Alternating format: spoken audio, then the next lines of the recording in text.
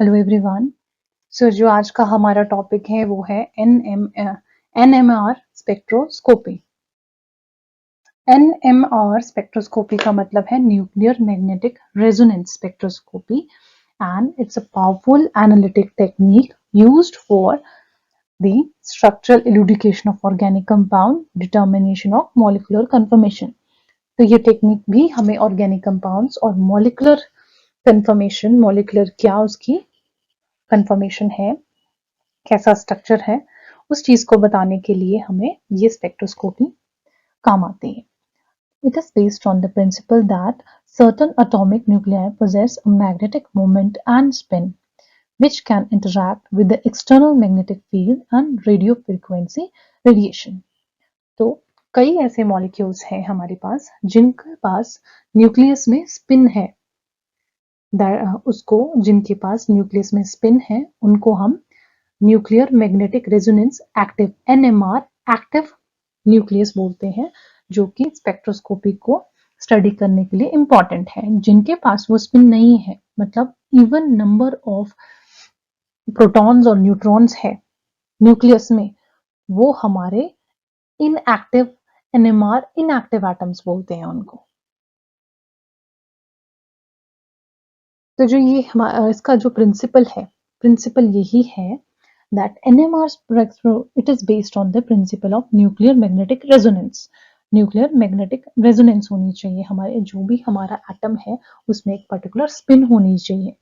जब स्पिन होता है तो वो एक छोटे मैग्नेट की तरह बिहेव करता है, और जब हम बाहर से एक्सटर्नल मैग्नेटिक, हम मैग्नेट यहाँ पे यूज करते हैं, बड़े बड़े मैग्नेट्स यूज करते हैं और अपने सैंपल लेते हैं, तो सैंपल में जिनके पास स्पिन है वो एक छोटे मैग्नेट की तरह काम करते हैं और हमें इंफॉर्मेशन प्रोवाइड करें। तो यहाँ पे जो एनएमआर स्पेक्ट्रम में जनरली हम मॉलिक्यूल्स या एटम्स हम जनरली लेते हैं वो हाइड्रोजन होता है, कार्बन C13, ये मॉलिक्यूल्स, या N15 भी हम लेते हैं, which possess a magnetic moment and can interact with external magnetic field। और वो कैपेबिलिटी रखते हैं, अगर बाहर बड़े बड़े मैग्नेट्स हो, एक्सटर्नल मैग्नेटिक फील्ड अप्लाई करी हो, तो एक मैग्नेट की तरह बिहेव करते हैं। And when these nuclei are exposed to magnetic field and subject to radio frequency, हम बाहर से रेडियो फ्रीक्वेंसी रेडिएशन प्रोवाइड करेंगे, जिससे कि उनमें एक ट्रांजिशन आएगा, उनमें स्पिन चेंज होगा, एक transition between the magnetic spin state. तो जो एनर्जी है, द एनर्जी उसमें डिफरेंस आएगा, the energy difference between these states which is specific to the nucleus and its chemical environment can be measured and used to provide structural and chemical information। तो principal क्या बता रहा है? Principal सबसे पहले, इसका जो प्रिंसिपल है वो काम करेगा न्यूक्लियर मैग्नेटिक रेजोनेंस में। तो एक हमारे पास एटम है, एटम्स में इलेक्ट्रॉन्स है, न्यूक्लियस है। तो न्यूक्लियस के बारे में बात हुई है। न्यूक्लियस के अंदर क्या है, हमारे न्यूट्रॉन्स है, प्रोटॉन्स है। न्यूट्रॉन्स और प्रोटॉन्स अगर इवन है तो हमारा जो एटम है वो एनएमआर इनएक्टिव एटम है। अगर न्यूक्लियस में न्यूट्रॉन्स और प्रोटॉन्स है वो ऑड है, उसमें एक स्पिन आएगा, हमारा एक पर्टिकुलर स्पिन होगा ऑड। वो हमारे जो ऑड होंगे, मतलब जिनका न्यूक्लियस, जिन एटम का न्यूक्लियस ऑड होगा, जिसमें मतलब न्यूट्रॉन्स और प्रोटॉन्स का रेशियो ऊपर नीचे होगा, सेम नहीं होगा, वो हमारे उनमें एक पर्टिकुलर स्पिन आएगा और उन एटम्स को हम बोलेंगे एनएमआर एक्टिव एटम्स। और ये ही एटम की हम स्टडी करेंगे। ये हाइड्रोजन और C13 जो है वो एनएमआर एक्टिव एटम्स है, इनके पास एक पर्टिकुलर स्पिन है। अब हमें स्पिन क्यों चाहिए?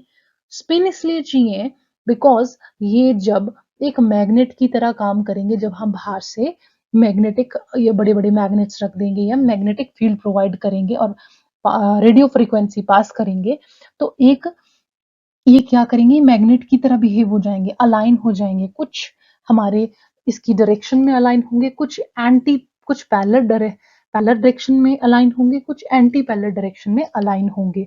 और ये ट्रांजिशन जो स्टेट का है उसको रेजोनेंस बोलते हैं। रेजोनेंस क्रिएट होगा जिससे कि हमें क्या बोलते हैं, एनर्जी का डिफरेंस पता चलेगा उन दोनों के बीच में। नेक्स्ट अब है हमारे पास इंस्ट्रूमेंटेशन। तो इंस्ट्रूमेंटेशन में हमारे पास क्या है, फर्स्टली मैग्नेट है। मैग्नेट, दो पावरफुल मैग्नेट हमारे अटैच होते हैं इंस्ट्रूमेंट के साथ। The heart of NMR instrument is a powerful, stable, superconducting magnet that generates a strong magnetic field, जिसको BO से represent करते हैं. And the strength of magnetic field is expressed in the unit Tesla and Gauss. Magnetic field लगे होते हैं जहां पे हम सैंपल रखते हैं। NMR एक्टिव एटम्स जो होते हैं वो बिहेव करते हैं स्मॉल हमारे मैग्नेट की तरह। Sample holder. The sample to be analyzed is placed in a glass tube called an NMR sample tube. This tube is inserted into NMR probe, which is then placed inside the magnet. तो magnet के बीच में एक particular tube like structure है, या फिर जो हमारा हम MRI होता है वो भी NMR प्रिंसिपल पे काम करता है, इसी टेक्निक पे काम करता है। तो उसका एग्जांपल लेते हैं, उसमें पर्टिकुलर ट्यूब लाइक स्ट्रक्चर हमारे पास स्पेस है जिसमें हम अपना सैंपल रख सकते हैं। ये तो स्पेक्ट्रोफोटोमीटर है, लेकिन जैसे MRI की मशीन भी होती है, तो हम उस ट्यूब में अंदर जाते हैं, उसके आसपास जो है मैग्नेट लगे होते हैं। हमारी बॉडी भी क्या जो है उसमें जो हाइड्रोजन एटम्स है, कार्बन एटम्स है, वो बिहेव करते हैं मैग्नेट की तरह और हमें रिजल्ट देते हैं। ये तो थोड़ा डिफरेंट, उसमें थोड़ा सा अलग कंसेप्ट भी और यूज होता है, लेकिन जो NMR हमारी स्पेक्ट्रोफोटोमीटर है वो उस वहां पे हम एक पर्टिकुलर ग्लास ट्यूब होती है जिसमें हम अपना सैंपल ले सकते हैं। सैंपल लिक्विड भी हो सकता है, सॉलिड भी हो सकता है। फिर होता है हमारे पास RF transmitter and receiver. Radio frequency जो भेजेंगे, हमारी रेडियो फ्रीक्वेंसी एमिट करेंगे, ट्रांसमीटर होगा और एक जगह पे रिसीवर होगा। The instrument has RF coils for both transmitting and receiving radio frequency pulses. तो हम एमिट करेंगे रेडियो फ्रीक्वेंसी और वो क्या करेंगे, जनरेट करेंगे, पल्स जनरेट करेंगे। और जो ये मैग्नेट है, मैग्नेट उनके जो न्यूक्लियस है, न्यूक्लियस में स्पिन है, वो एक्साइट हो जाएंगे while the radio frequency receiver detects the resulting signal.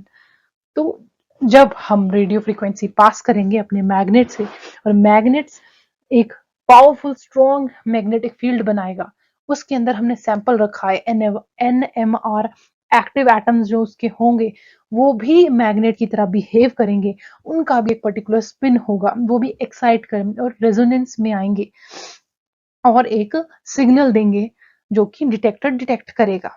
फिर हमारे पास है ग्रेडियंट कॉइल। ग्रेडियंट कॉइल क्या करता है कि used to encode spatial information in multi dimensional NMR experiment allowing the detail structure analysis. एक कॉइल की तरह है, वो पूरी की पूरी उसकी इंफॉर्मेशन देगा, 3D image, 3D dimensional, multi dimensional यही है, 3D इमेज हमारी देगा NMR जो भी हम एक्सपेरिमेंट परफॉर्म कर रहे हैं, उसका स्ट्रक्चर कैसा है, हर एंगल से उसके बारे में डिटेल देगा।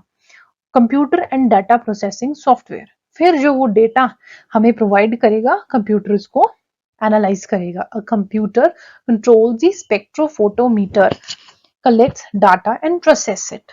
जो रॉ डाटा है उसको फ्री इंडक्शन डिके बोलते हैं, FID, and is transformed into NMR spectrum using Fourier transformation. तो जो हमारे पास सिग्नल आया रॉ डाटा, उसको FID इंडक्शन डिके, और वो कन्वर्ट होगा, रॉ डाटा आएगा सिग्नल की फॉर्म में। फिर हम जो NMR सिग्नल भेजेगा उसको फोरियर ट्रांसफॉर्मेशन, एक मैथमेटिकल फॉर्मूला है हमारे पास जो टाइम और फ्रीक्वेंसी की फॉर्म में इंफॉर्मेशन देता है। ये है फोरियर ट्रांसफॉर्मेशन, मतलब एक हमारे पास एनालॉग सिग्नल आ रहा है, उसको हम मैथमेटिकली सॉफ्टवेयर होंगे जो उस फॉर्मूला पे बेस्ड होंगे और वो हमें इंफॉर्मेशन देंगे सिग्नल और फ्रीक्वेंसी और टाइम के बेसिस पे, और उसके स्ट्रक्चर्स वगैरह जो भी डिटेल है वो बताएंगे। हमारे ग्राफ ही प्लॉट होगा इसमें भी हमारा। देखो आप इसमें देख सकते हैं, यहाँ पे मैग्नेट है और RF magnetic north to south है, और RF ट्रांसमीटर जो है वो परपेंडिकुलर है इसके। A short RF pulse is applied perpendicular to magnetic field. The pulse is tuned to resonance frequency of nuclei of interest, causing them to transition to higher energy state. मतलब nucleus पे पड़ेगी, nucleus absorb करेगा, और जो है हमारे उसके electrons हैं हायर एनर्जी स्टेट में चले जाएंगे। फिर एक ट्रांजिशन स्टेट आएगी कि वो हायर एनर्जी से लोअर एनर्जी पे जाएंगे, वही हमारी pulse RF pulse excitation stage होगी। या फिर क्या होगा कि हमारा जो हाइड्रोजन, इन मॉलिक्यूल में हाइड्रोजन एटम है, अब हाइड्रोजन मॉलिक्यूल ऐसे ही तो पड़ा नहीं होगा, जैसे CH3 CH4 या कुछ किसी भी फॉर्म में हमारा मतलब किसी से जुड़ा ही होगा। तो जो हाइड्रोजन मॉलिक्यूल है वो कवर्ड रहते हैं और एटम्स के साथ, बहुत सारे एटम्स के साथ क्लस्टर में रहता है। ऐसे तो सैंपल रहता नहीं है, अकेला अकेला तो इंडिविजुअल मॉलिक्यूल घूमेगा नहीं, तो वो किसी के साथ अटैचमेंट होती है। तो उसके अराउंड क्या होता है, कई बार हाइड्रोजन हमारा जो NMR एक्टिव एटम है, न्यूक्लियस है, उसके अराउंड इलेक्ट्रॉन्स कई बार ज्यादा होते हैं। Electrons are also charge particles हैं। जैसे हाइड्रोजन है उसके अराउंड इलेक्ट्रॉन्स है, और इलेक्ट्रॉन्स से क्या होगा, हमारा जो मैग्नेटिक स्पिन है वो थोड़ा इफेक्ट करेगा। तो इलेक्ट्रॉन्स जैसे हमारा प्रोटॉन है और उसके अराउंड ऑक्सीजन लगा है, कार्बन लगा है, तो वो ज्यादा स्पिन, ज्यादा ऑल्टरेशन शो नहीं करेगा स्ट्रॉन्ग मैग्नेटिक फील्ड में भी। और कई बार क्या होता है कि हमारा हाइड्रोजन एटम है उसके पास इलेक्ट्रॉन्स नहीं है, तो उसमें वहां पे वो अपना स्पिन ज्यादा रोटेट करेगा।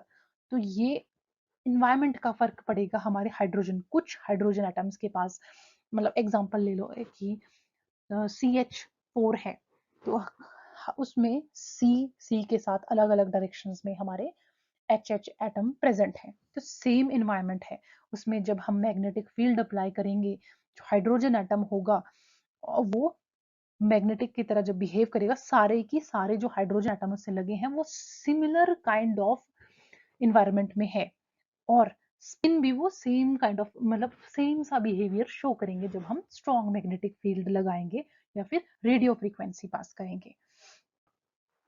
हाइड्रोजन के पास जो सिमिलर इन्वायरमेंट में है तो उनका जो स्पिन स्टेट होगा वो सेम होगा।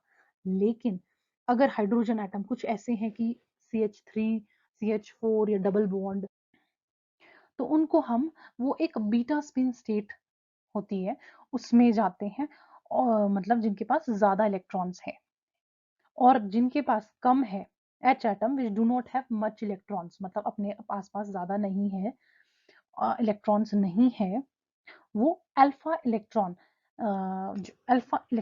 स्पिन स्टेट में होते हैं। एक अल्फा, जिन हाइड्रोजन एटम्स के पास बहुत ज्यादा इलेक्ट्रॉन्स हो सराउंडिंग में, उनको बीटा स्पिन स्टेट में होंगे, और जो जिन एटम्स के पास ऑक्सीजन इलेक्ट्रॉन्स कम होंगे या इलेक्ट्रोनेगेटिव ग्रुप अटैच होगा, वो अपनी तरफ खींचेगा इलेक्ट्रॉन्स को, तो हाइड्रोजन के पास, बेचारे के पास इलेक्ट्रॉन आसपास नहीं होंगे, तो वो अल्फा स्पिन स्टेट में होंगे हमारे।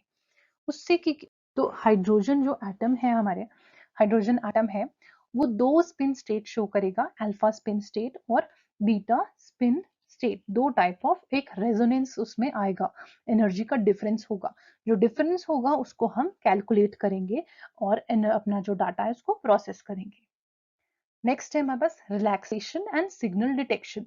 After RF pulse is turned off, the nuclei return to lower energy state। जैसे हमने अपनी रेडियो फ्रीक्वेंसी भेजना बंद कर दी, जो हमारे एटम्स हैं वो अपने न्यूक्लियस है अपनी एनर्जी वापस अपने स्टेबल एनर्जी स्टेट पे आने लगे, और एक पर्टिकुलर सिग्नल भेजेंगे, एक पर्टिकुलर वेवलेंथ का, जिसको हम डिटेक्ट करेंगे।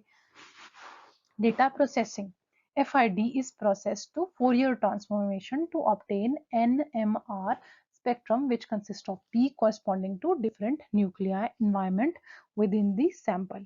तो फोरियर ट्रांसफॉर्मेशन होगा, ये हमारे जो फोरियर ट्रांसफॉर्मेशन है ये एक मैथमेटिकल एक्सप्रेशन की टर्म में होगा, जो सिग्नल को होगा, सिग्नल को क्या करेगा कि सिग्नल को ट्रांसफॉर्म करेगा टाइम और फ्रीक्वेंसी के डोमेन में, हमारा एक ग्राफ बनाएगा, एक उसको हम फोरियर ट्रांसफॉर्मेशन बोलते हैं।